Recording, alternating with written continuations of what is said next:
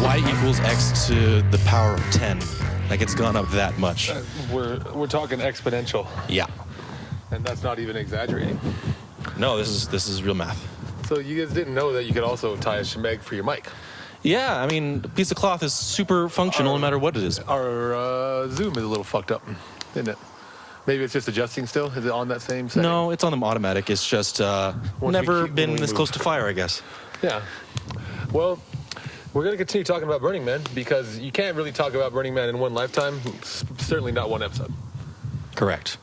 And otherwise, there was one thing that I didn't get to that I had written on my first idea, and that was just how much fun I had building the other people's camps.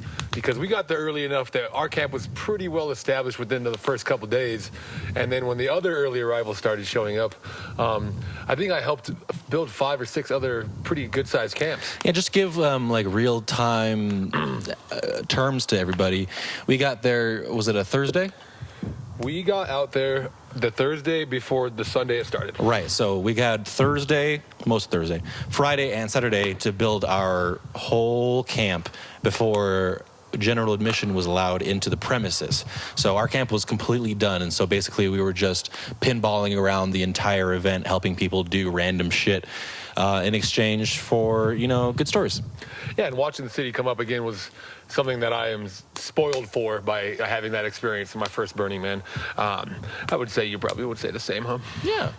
Really, really cool. Like, those cool time-lapse photos, it was like that kind of, you know, but we got to actually exist in that time. Oh, yeah. So that was pretty cool. I haven't had too many similar experiences like that, you know, except for like setting up events and concerts and then watching it all be torn down, being the first one there and the last one to leave.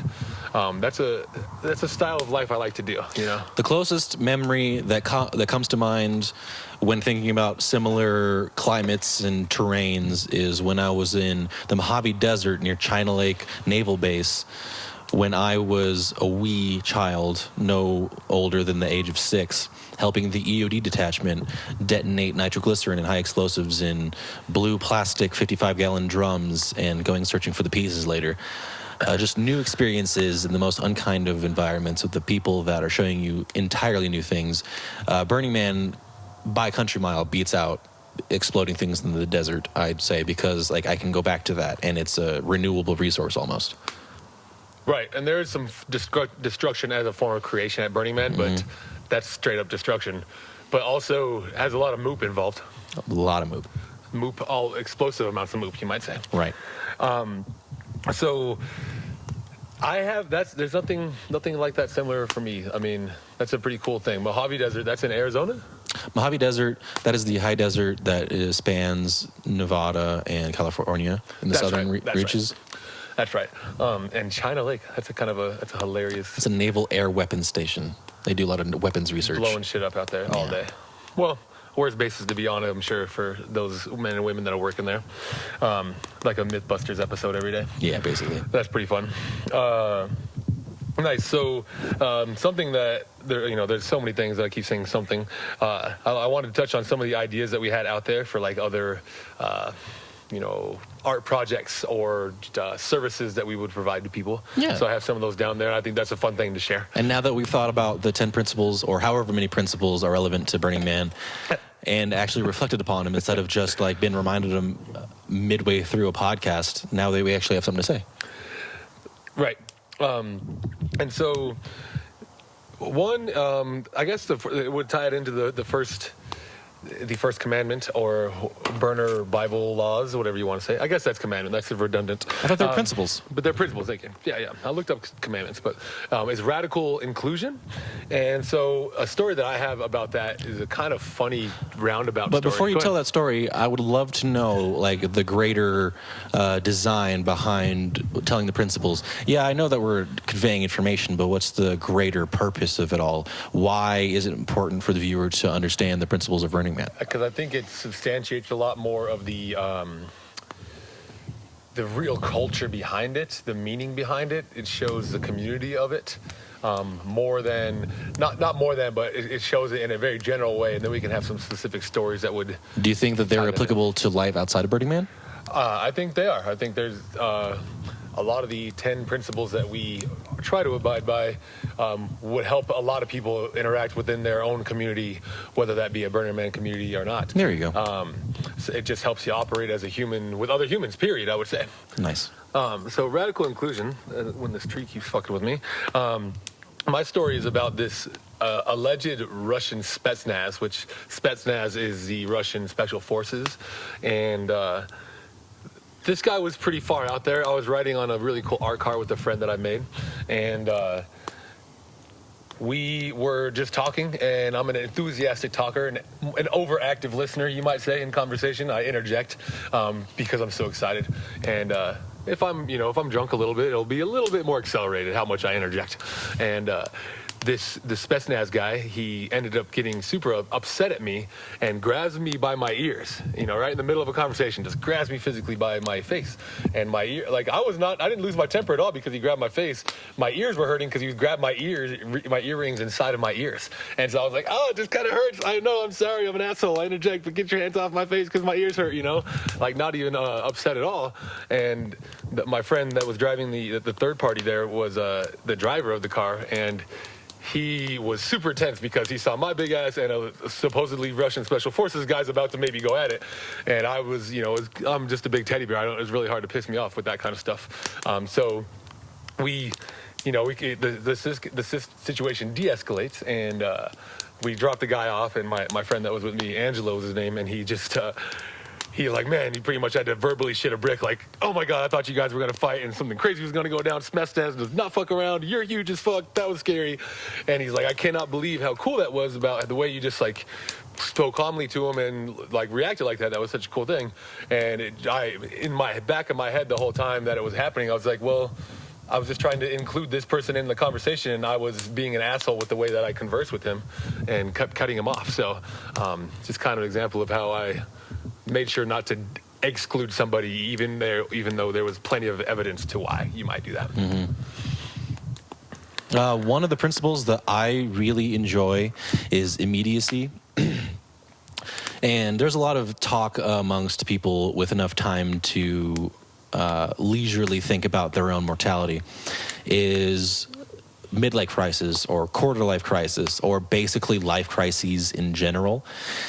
Immediacy helps me stave off those creeping feelings of unease regarding my own mortality, because all I can do every day is my best, and the best I can do with my best is do it as soon as possible so that I might fit the most experiences in one lifetime. And immediacy helps me do that personally. And a lot of the things that I jive with in the milieu of Burning Man are things that I already had the sort of suspicion or inkling towards already. And Burning Man just helped make it seem categorically accepted. And one of those things is the immediacy. And what that might look like is if somebody has their head in their hands and they say something along the lines of, I wish I could make the prettiest cake there ever was. And what immediacy would suggest is you do not spend any more time daydreaming about it. You take the first step towards that goal. It's not for the merit or the benefit of having succeeded in the very end. It's simply for the merit of enjoying having agency of your life, over having free will, over having the capabilities of making real all the thoughts that you have and being able to morph your surroundings in your own best possible image. And it's not going to do it by itself, and it's not going to do it now. You have to do it now. You have to do it by yourself. And the sooner you do it, the sooner it's going to get done. And that's why I like immediacy, because there's a lot of people that front, a lot of people that half-step and say, oh yeah, I'm passionate about this, but then their actions don't corroborate that reported passion. And so you have to ask yourself, is this person really passionate about this?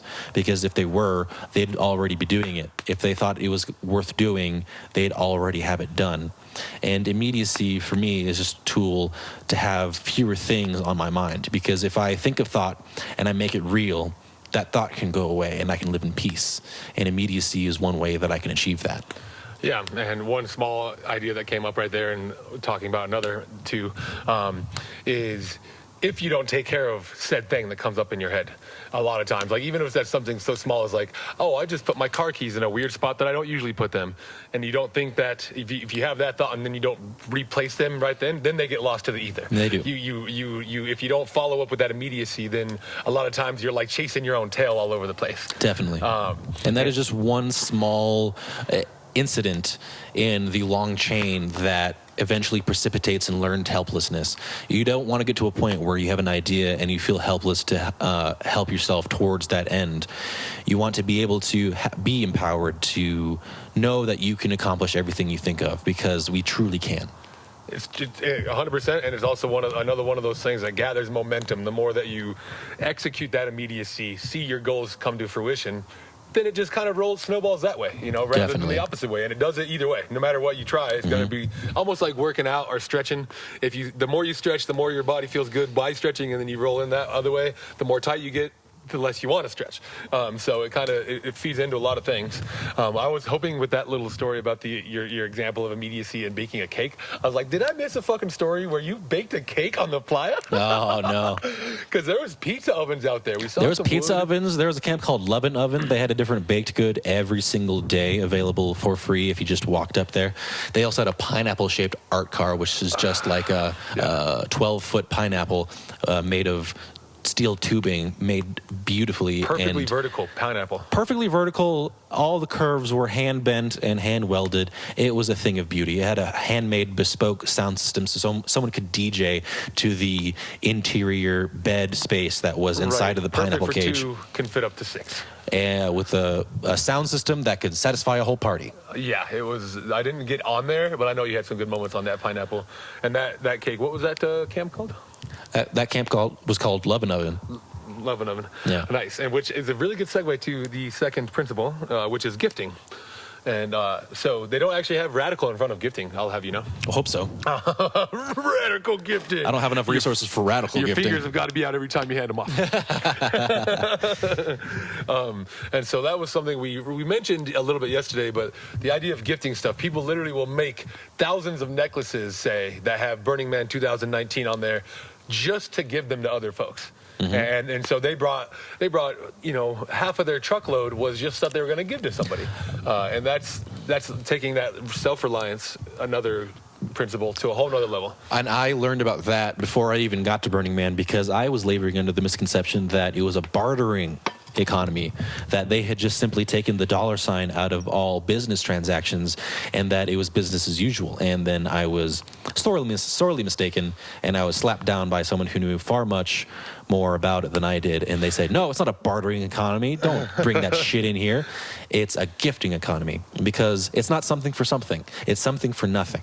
And that's important, because it all has to do with the mitigation of our animalistic tendency towards loss aversion, where we try to be averse towards losing resources of any kind, but really we have to understand that the only resource is our time. Right, and so it's a great example of a resource that is a great example to pay it forward with, right? When you show up, we were rookies, and you get overwhelmed with how prepared and how badass these people are. They have you cannot imagine the lengths these people go to just to give you a goddamn cocktail. And that makes you, because they paid it forward with their time to give you something that also costs them money, you just want to help them. Can I go get ice for you guys tomorrow? Do you need to come by our camp? We have some food for you tonight. And it's a really amazing community. And I grew up in a really small town, and so that was a pretty similar feeling that I had growing up. Was everybody really had each other's backs, and you weren't afraid to go down the street or go down the road a little bit to ask your neighbor to help you. And I think a lot of us don't feel that sense of community, at least so directly around us, much. And it's a bit of a vote of confidence too, because when somebody makes you a handmade craft cocktail, and they're literally only asking for your goodwill in return, it makes you feel like you're worth something. It makes you feel human. It makes you feel like you're just as valuable as they are, and you're not being extorted for goods and services. For sure. Self-value and the valuing of others is at its highest that I've ever experienced when I go to Burning Man events, which would include Burning Man, but also the regional burns. Ours in Colorado's Apogea, one of them. And then also even when we go to some of our Burning Man parties. We went to a decompression party in October. Yeah.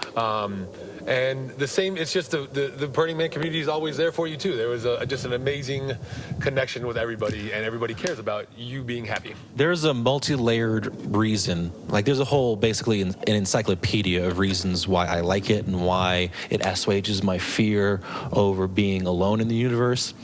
But it all can be summed up in the sentence, I feel unreasonably comfortable watching someone ride a bike towards me that's lit up with LED rope. When somebody is just all lit up in an otherwise dark environment and they're coming towards me, I feel safe, because that's pretty much what Burning Man is. It's interacting with well-lit people and things.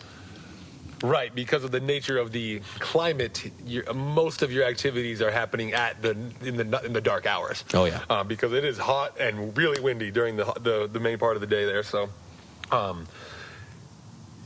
yeah, LEDs do make me more comfortable. It's almost like I need an LED teddy bear to fall asleep with or something. Nice. Maybe you should be on a bicycle. Do you have any other principles that are really important to you? Nothing very specifically. We've actually covered most of them kind of just all over our talks already that I'm looking at.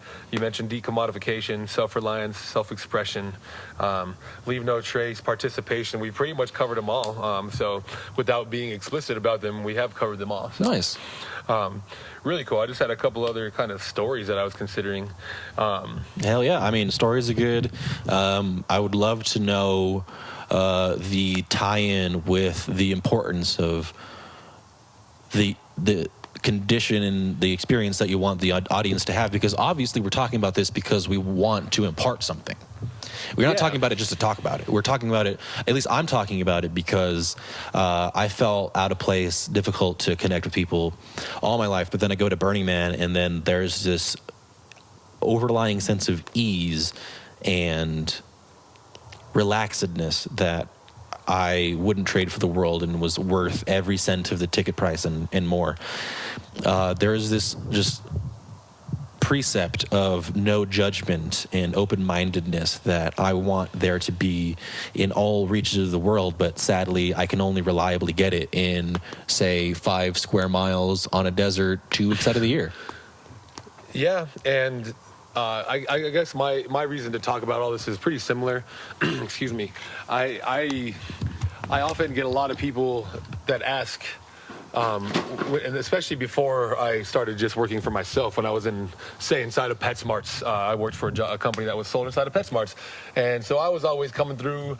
I'm a pretty high energy guy, and a lot of people always were asking me, like, the proverbial, what's your secret kind of question.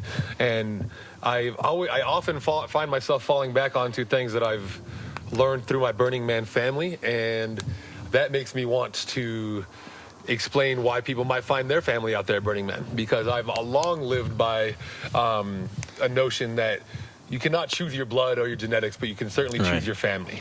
And sometimes you haven't found your family, so you think that you don't have any. And I think a lot of people feel estranged inside of their own life a lot of times. And it's rare for people, especially that feel estranged in the quote-unquote default world. It's rare for that person to feel estranged in the Burning Man circle, I would say. It's hard to feel estranged in the Burning Man circle no matter who you are. But to put it in certain terms, just to cut out some of the vagueness of it, I personally don't know my dad, and I have chosen to live apart from my other family.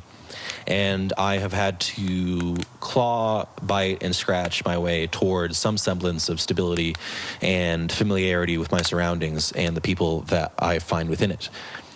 And it's been very difficult. It's been slow going. And I one day met this person who was steeped in this culture, taught me about the tenets and the canons, and I found that I started identifying with those.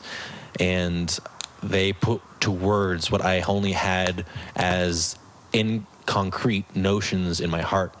And so I was able to see in action what I wanted all along, which was people that were coming from disparate backgrounds came to the same conclusion that it's all just bullshit, man. Let's just create what we want to see and create what we like to see, in the sense that they want to create themselves and create an external world that is more in line with their values.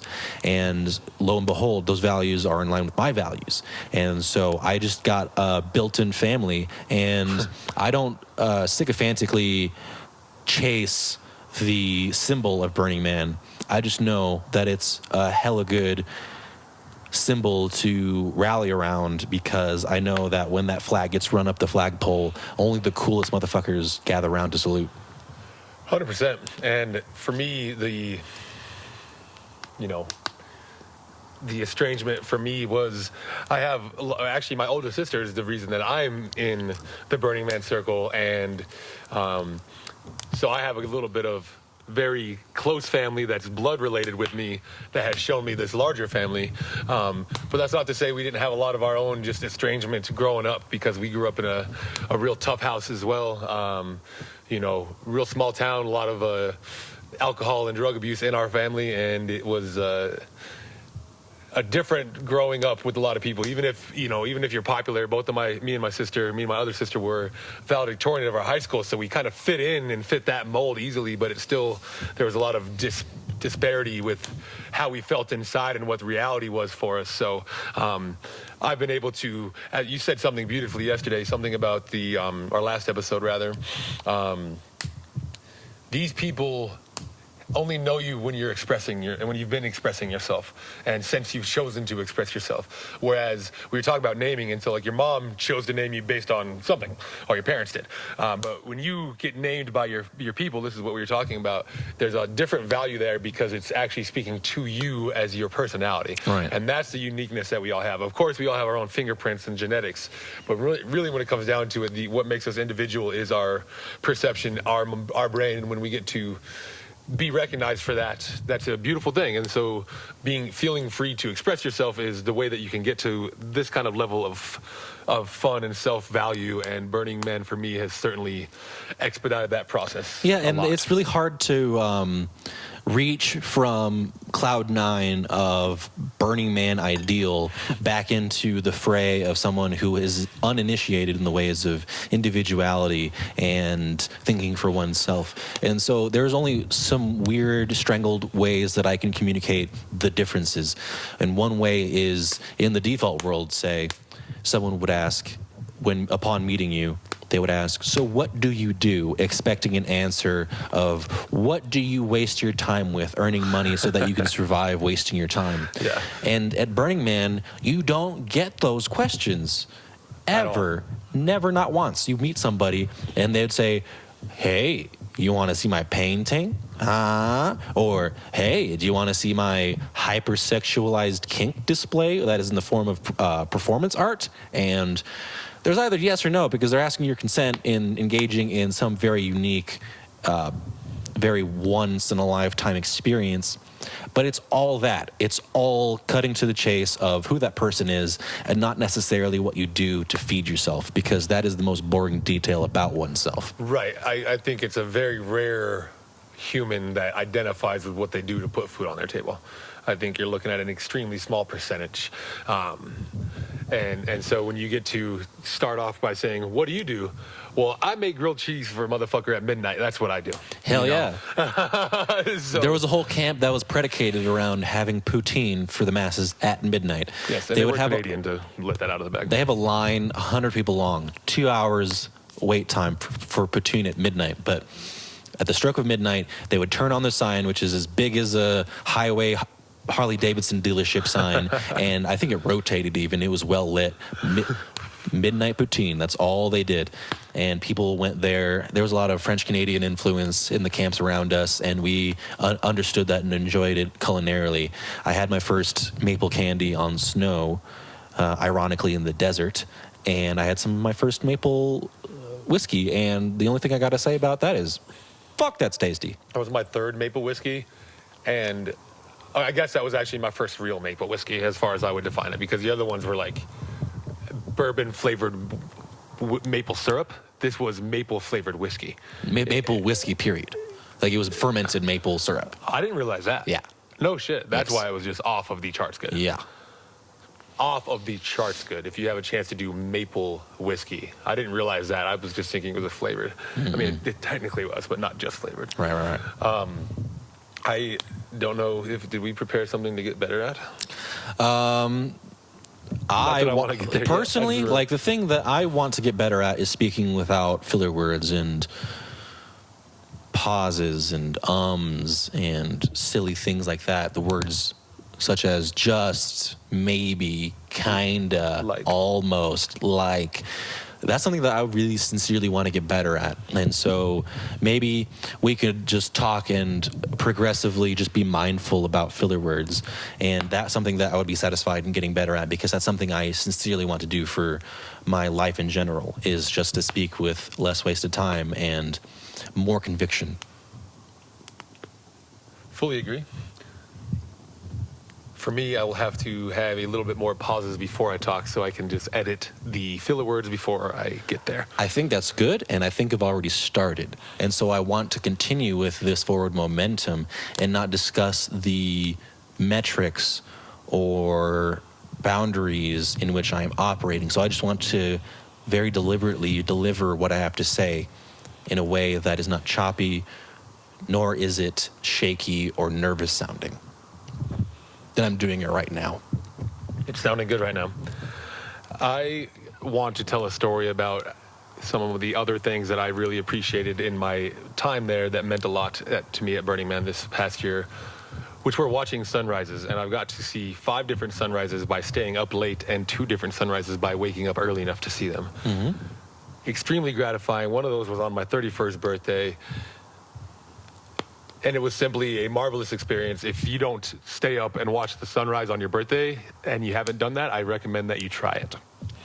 A lot of sunrises were really cool because no matter where you were at, you were within earshot of other participants, at least by the virtue of yelling.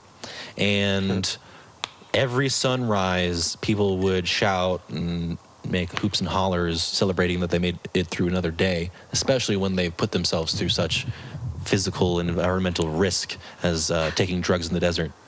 But every sunrise was met with this really positive, optimistic outlook for the day to come. And I remember my favorite sunrise. There was a mountain of books. It was a man-made edifice that was a spiral staircase leading up to a throne. And it was supposed to be a winding tree with a library of books interspersed within its crevices. And you walked around it and up it and sat in the throne. And I had a pretty lady sitting in my lap. And there's a lady applying cedarwood essential oil to herself so I could smell that and not the porta potties. And I was just leaning my cheek against soft, silky hair. And I had these 2 New Zealander artists that were sitting on their own sculpture. The sculpture that we were sitting on was their creation. And then they were enjoying the sunrise with us as they were just stimulated to the nth degree on you name it. Right. And as the sun came up, I guess people really wanted to keep on partying because I heard someone within earshot say, "Hello again, you asshole," when referring to the sun, and I think it was really funny. Yeah, I heard some other people curse the sun when it was coming up as well. Always a grateful sight for me because I knew that I was about to go to bed pretty soon. Because my strategy out there was mainly to stay up until the sun came up, fall asleep until it was extremely hot and you couldn't sleep, and then you'd only have about 2 or 3 more hours of that, and you can get back at it. Some of the ideas that I had out there to help gift it forward and participate inside of this community are as follows. A table where we design corks per playa cup. Have a small aside for the playa cup. Mm-hmm. Everybody has their own playa cup. Most people are using some pretty cool metal, Yeti cups or something like this. A lot of people have some pretty amazing chalices. I got an in there now too. Mm-hmm. And so everybody has a cup because the idea of leave no trace would imply that no one has disposable cups or unnecessary fluff of any kind. What they have to do is get a reusable cup, and the most reusable material to most of those people that want to maintain this steampunk, post-apocalyptic, creative aesthetic is to carry around a copper cup everywhere. I have a copper cup. I was gifted a copper cup because it's ubiquitous out there. But the idea is to bring a cup with you so that when you go to a camp that's offering drinks, they don't have to waste so many of our precious petroleum resources on red Solo cups. Exactly. And why I like to have put a cork in it. My kind of a tankard cup that I was using had a really awesome cork that was tied to the handle, and it would stuff in there real nice, stuff in there so tightly that I could put it on my bike handles and ride around, bumping around on some dirt roads. And you had drinks in there at the time. And I had drinks in there at the time and didn't spill a drop ever, because that's also moop. And it dawned on me when I saw nobody else, not a single other person with a similar lid situation as a cork. And I thought that would be a really good idea to have a customizable per opening cork table. And I suppose just to be a contributing factor in this conversation, my idea for camp was to have come complain about it camp. There was a lot of complaint departments and ones that would take your complaints and basically either burn them or make fun of you for it. Really brash interactions. But my unique flavor would be to invite people to complain about their default lives. And I would put on this signature 12-bar blues and blues face on, and I would play it for them as a backing track so that they would have full license to complain about whatever it is.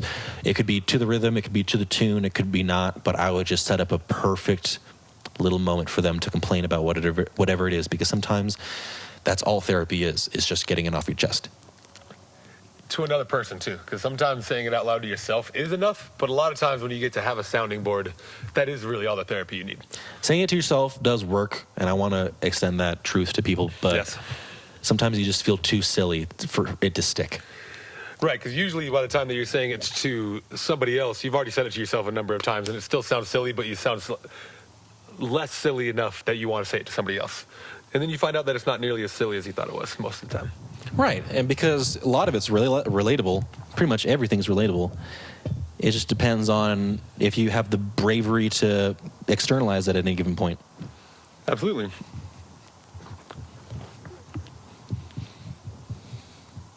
Thought this was a funny idea. Yeah? There's a couple things running through my head right now. I have to get this other story out first. One of the funniest single sentences that was a deadpan delivery was, I just heard somebody overheard somebody. I almost brought out my automatic cleaning robot. God damn it. What are those called? Roombas. I almost just brought my Roomba out here. And they just said that and left it there, because you're on a plane of dust. Mm-hmm. So it'd just be kind of funny to watch a Roomba run around. I've heard real anecdotes about people with the art installation of having a rug in the middle of the playa, which is basically just a salt basin, and having the Roomba just fruitlessly cleaning that carpet to Kingdom Come. And also some art installations were driving a new late model Camaro out into the playa, and a person driving it and stopping every 10 feet to pull out a rag to wipe their car off because it's getting too dusty. That's the type of art that I think is delicious. Yes.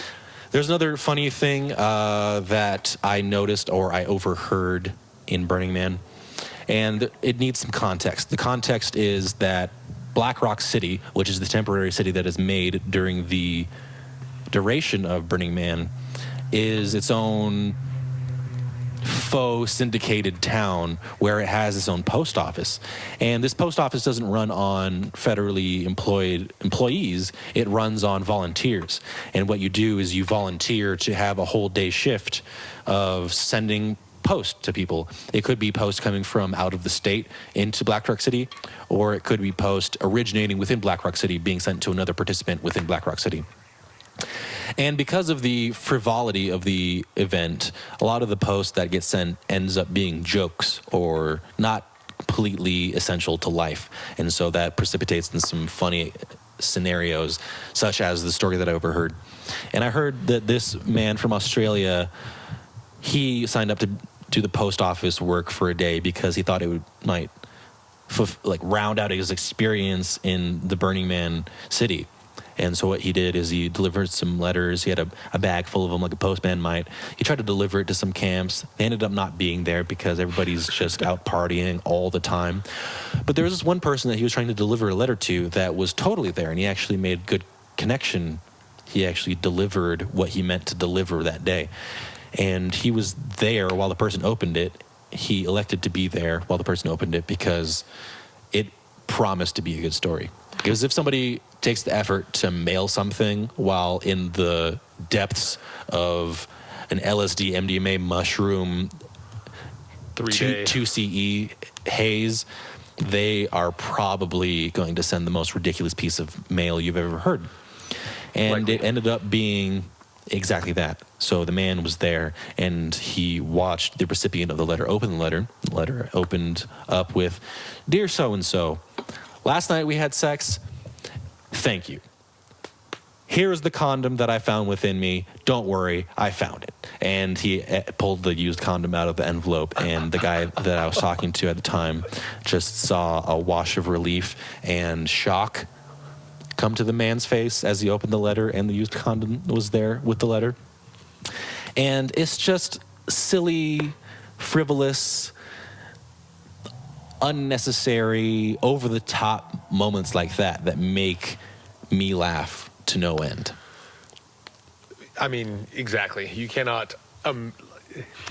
There's all filler words, pretty much. The imagination on these people, all of us as humans, is amazing. And I can only imagine that it's been stepped up every single year, mostly because you get to see somebody execute some really good art, and then you get inspired to make another version of that, or an idea that's pretty similar to that. So an idea that I thought was also funny is making like your classic cartoon bush, where somebody's hiding behind a bush and there's like, your Bugs Bunny type of situation.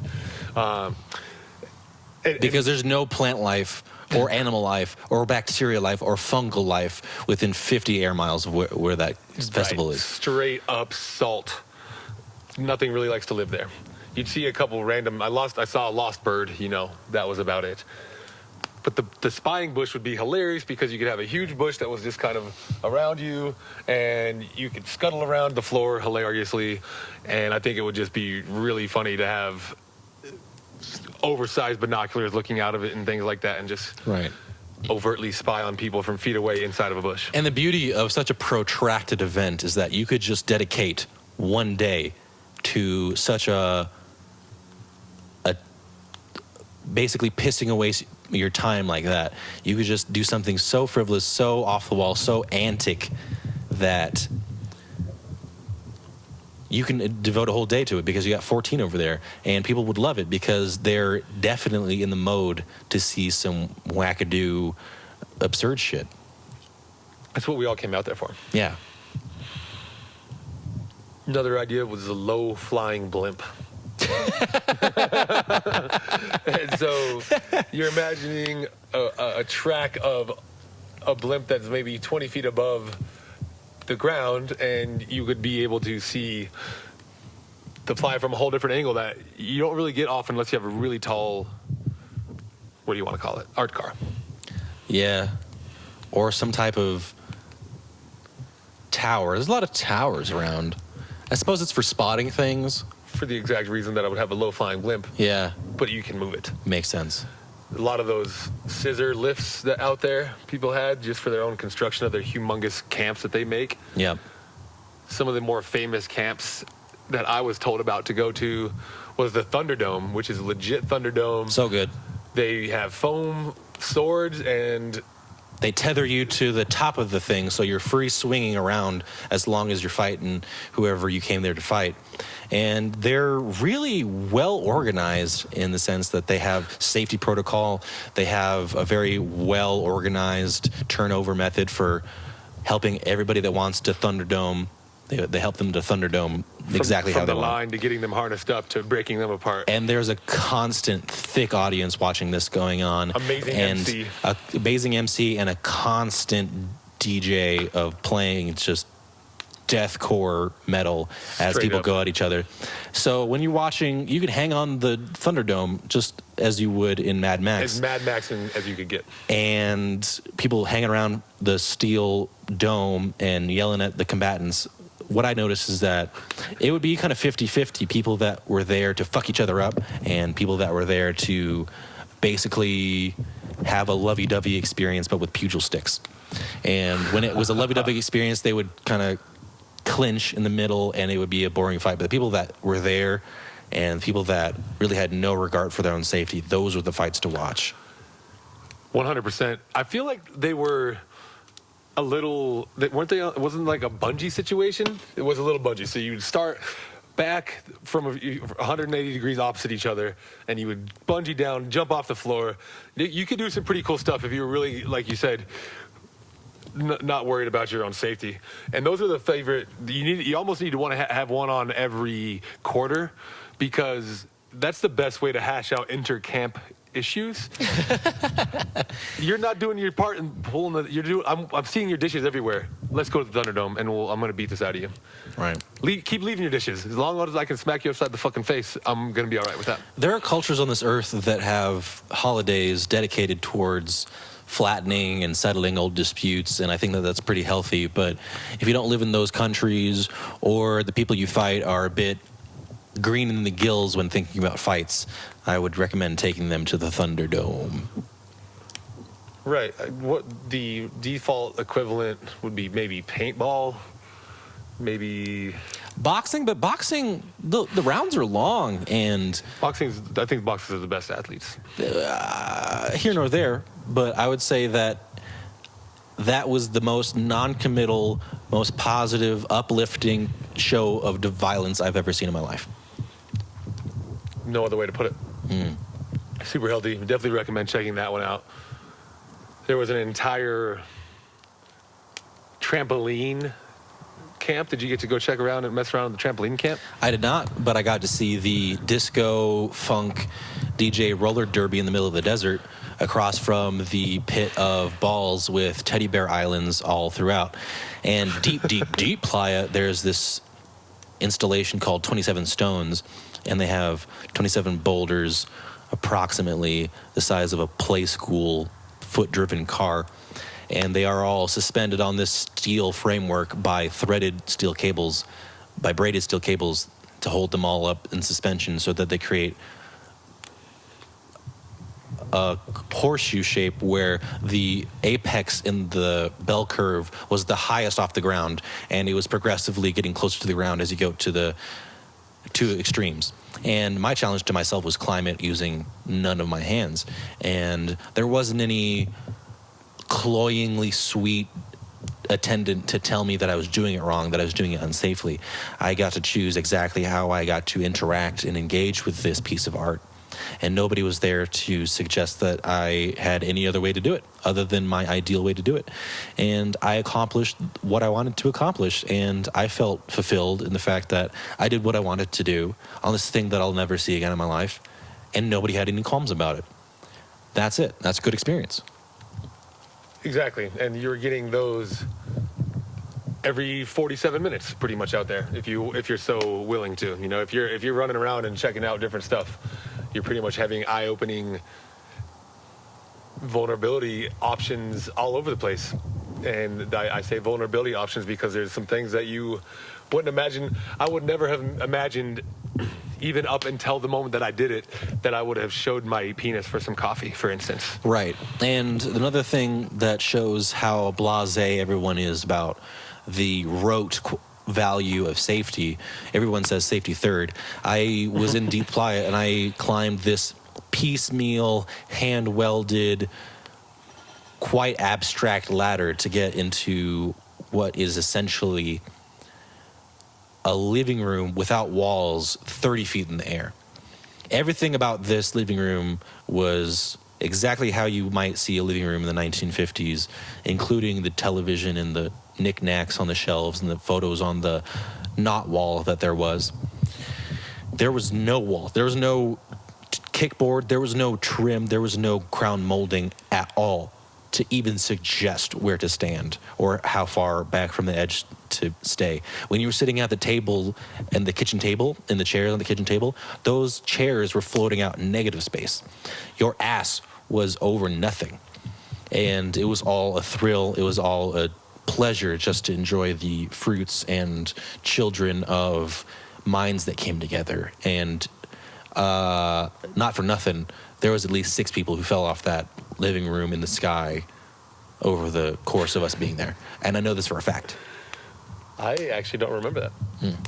That sounds pretty sweet. There's so much shit that it's not even surprising that we had 2 diametrically opposed experiences. Right. The only moments that we could relate on were the moments that we were actually in each other's company. Right. I would say. Mm-hmm.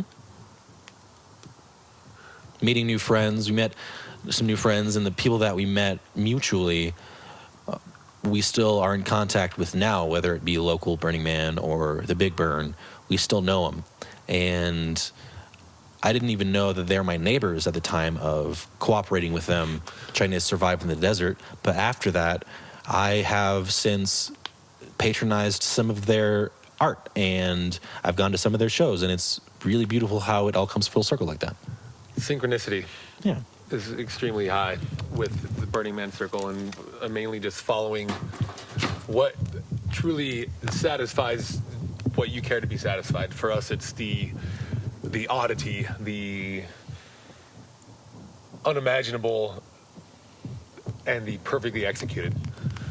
And there's so much of that with every art car that you see out there. I mean, some of the other favorite art cars, just to think about some things, were the 10-to-1 size VW bus? Oh, yeah. Hand-made panels, hand-rounded, contoured steel panels that were differentially tempered so that they had different colored tempering on it. And then it was all flap disc down to show its true metal color instead of the oxide coating. Then it was all varnished, so it had just the tempered steel color on it, and it was monstrous, but the person that made it was an expert. And so on that same vein of expert craftsmanship, I've heard genius defined as the ability to make real what's in one's mind. And if you were to take that definition at face value, you would see that by definition, by dictionary definition, the people that you saw at Burning Man were all up and up on the level geniuses. And to understand that and to take it all in and appreciate it for what it's worth, and the fact that these things that you see in front of you did not exist before these people willed it into existence, that's a heavy implication to know that you have just as much agency, you have just as much will, and you have just as much human spirit within you as these people. It's just these people decided to start earlier than you did. Exactly. It's intimidating in the best way and motivating and humbling to be around all of these people who do it sheerly for that fruition that you're speaking of, the fact that they can see it come out.